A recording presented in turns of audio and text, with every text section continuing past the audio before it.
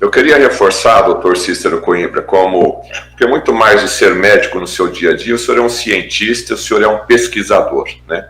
O senhor relatou aqui agora há pouco as estatísticas, né, fundamentadas em outros países, fazendo a relação da morte através do Covid e o baixo nível da vitamina D no sangue.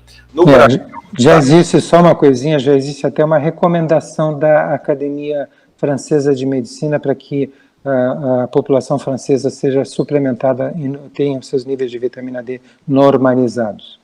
Aqui no Brasil está sendo feita uma pesquisa com os pacientes de Covid, fazendo uma relação com o nível da vitamina D, e o Conselho Federal de Medicina, a Sociedade Brasileira de Endocrinologia do Brasil, vai dar esse despertar para a população brasileira? Então, na realidade, houve uma sociedade médica brasileira que recomendou essas doses que nós mencionamos para você, e a Academia Brasileira de Endocrinologia se mostrou frontalmente contra essa recomendação. Na realidade, isso, o mínimo que eu posso dizer é desconhecimento técnico para fazer a coisa, mas a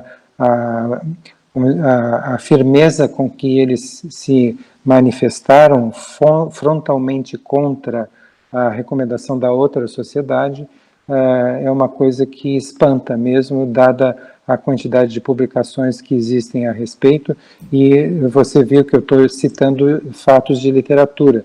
Dar 600 mil unidades em dose única, que foi recomendada pela essa outra sociedade, está baseado em publicações científicas. Você vai colocar a pessoa no nível normal, e você normalizar os níveis de qualquer parâmetro biológico não se pode imaginar que isso provoque efeito colateral, porque você está apenas normalizando os níveis. Você vai ter dano ao organismo se você deixar níveis de qualquer parâmetro biológico, seja vitamina ou hormônio, abaixo do normal. Para doutor Cícero, a gente ouvindo, eu como jornalista na área da saúde, sempre pesquisando, entendo perfeitamente a necessidade de suplementar com vitamina D3 ou tomar o seu banho de sol diário, que seja, mas eu fico frustrado aqui em saber que os seus colegas, as pessoas que têm autoridade, de repente, para dar uma melhor condição de vida, uma melhor condição do sistema imune trabalhar em prol do próprio organismo humano, não aceitar essa condição que é fartamente embasada em literatura. O que nós podemos fazer, doutor Cícero?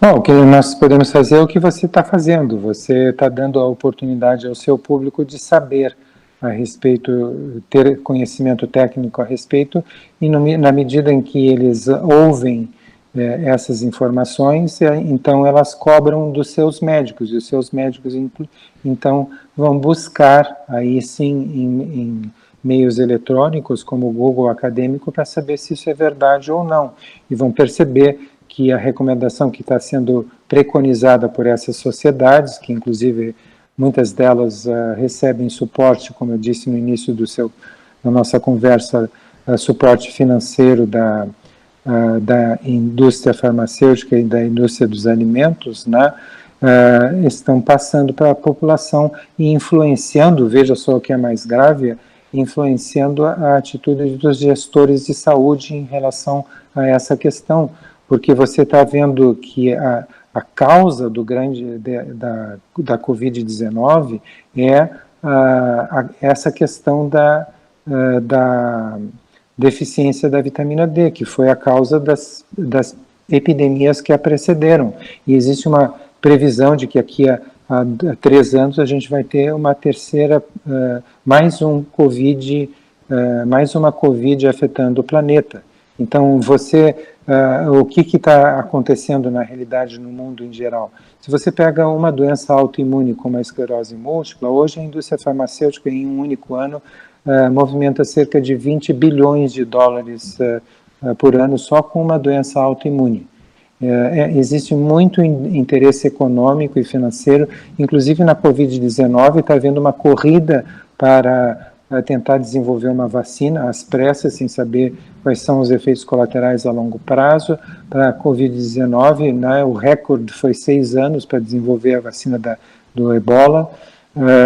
e a ideia é ganhar trilhões de dólares quando se desenvolver uma vacina, ou então tentar vender aí a um preço, a preço de ouro, alguma substância antiviral que vai ter um efeito mínimo, porque você não está tratando a causa do problema, que é a fragilização do sistema imunológico provocada por um único fator. Então veja, se você corrigir os níveis de vitamina D, você não vai só parar a Covid-19, você vai parar todas essas outras epidemias, essas crianças que estão toda hora com menos de 1 ano de idade, os pais correndo para o pronto-socorro porque está com febre, por causa de uma otite, de uma faringite, de uma bronquiolite, e ficam hospitalizadas, às vezes, por causa de uma bronquiolite ao longo de 2, 3 meses, sem nenhuma exposição solar. Você vê que a situação das pessoas que estão confinadas agora por causa da Covid-19, não sou contra o confinamento horizontal, mas você vê, elas não estão sendo expostas ao sol, os níveis de vitamina D delas estão caindo cada vez mais. E aí o que vai acontecer quando houver a flexibilização do confinamento? Essas pessoas vão sair para fora, vão ter contato com o vírus, que se mantém ativo, vivo, em superfícies que foram tocadas por pessoas que estavam contaminadas, né?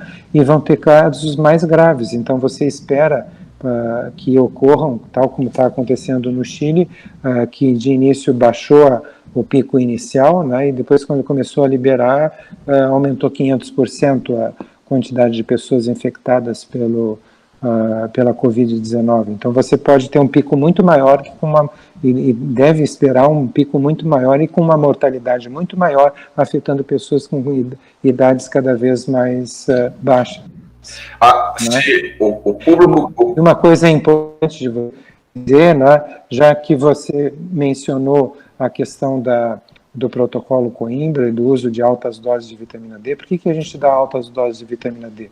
Porque essas pessoas isso é um produto de uma pesquisa que foi a maior pesquisa já feita na história da biologia, que foi o Projeto Genoma, durou 13 anos, terminou em 2003, né? Essas pessoas têm doenças autoimunes, elas têm um nível maior de resistência aos efeitos da vitamina D em decorrência de fatores genéticos.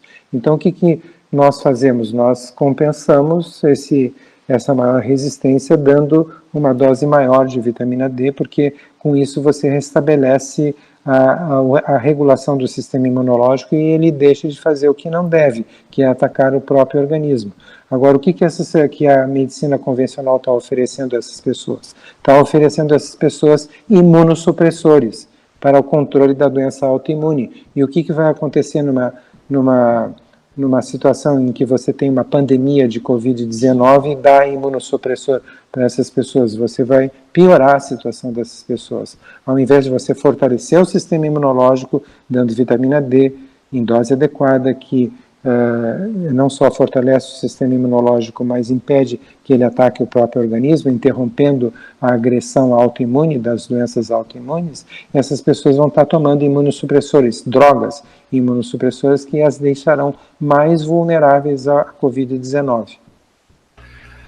Doutor Cícero, eu estou assustado, né? Eu estou assustado porque, mais uma vez, embora a medicina tenha um papel fundamental na caminhada da nossa humanidade, termos chegado até aqui, mas eu observo assim que os colegas, que grande parte da medicina está fazendo muita coisa errada e até mesmo prejudicando. Mas não é por causa, não é por culpa deles, na realidade é que hoje em dia, como a venda de medicamentos movimenta bilhões de dólares por doença por ano no mundo, né? A indústria farmacêutica tem um interesse muito grande no comércio de drogas, né? E toda hora está lançando uma droga cada vez mais cara, que é fornecida pelo SUS como medicamento de alto custo, né? E para você ter uma ideia do que está acontecendo, né? Em 2015, o editor-chefe, Richard Horton, editor-chefe de uma das revistas mais bem conceituadas do mundo, chamada The Lancet, sediada na Inglaterra, deu uma entrevista ao público geral, dizendo que mais da metade da literatura médica é falsa, né? Porque está sendo feita sob a encomenda o patrocínio financeiro, a pesquisa multicêntrica, randomizada, controlada por placebo, de uma nova droga a ser lançada no mercado, está sendo patrocinado, financiado esse estudo pela própria indústria farmacêutica que tem o interesse da liberação desse produto no mercado internacional. Então você vê que são essas indústrias farmacêuticas que patrocinam os congressos médicos e elas selecionam os palestrantes. Então essas informações que eu estou passando no seu programa não chegam ao conhecimento dos médicos, né? O conhecimento, a transmissão de conhecimento